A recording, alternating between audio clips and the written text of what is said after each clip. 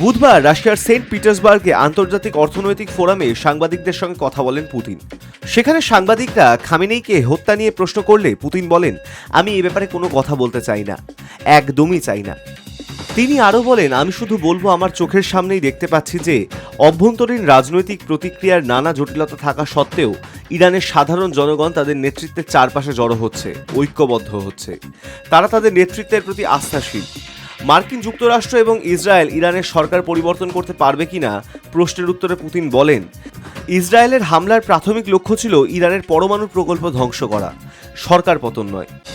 তার কথায় ইরানের ভূগর্ভস্থ ইউরেনিয়াম সমৃদ্ধিকরণ স্থাপনাগুলিতে আঘাত হানতে পারেনি ইসরায়েল, সেগুলি এখনও অক্ষত আছে।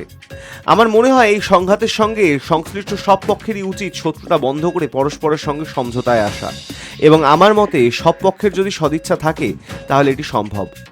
ইসরায়েল ইরান যুদ্ধ নিয়ে রাশিয়া কোনো পক্ষের ওপর সমাধান চাপিয়ে দিচ্ছে না জানিয়ে পুতিন বলেন, আলোচনার মাধ্যমে আমরা একটি সম্ভাব্য সমাধান বের করতে চাইছি।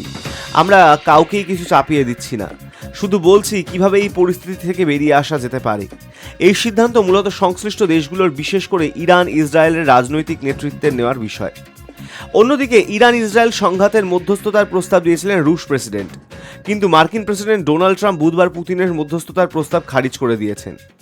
হোয়াইট হাউসের সাংবাদিকদের ট্রাম্প বলেন, আমি গতকাল পুতিনের সঙ্গে কথা বলেছি। আপনি জানেন তিনি আসলে ইরানের সঙ্গে আলোচনায় মধ্যস্থতার প্রস্তাব দিয়েছিলেন। আমি বললাম, আমাকে একটা উপকার করুন, আগে আপনারা নিজেরা মধ্যস্থতা করুন। High news network.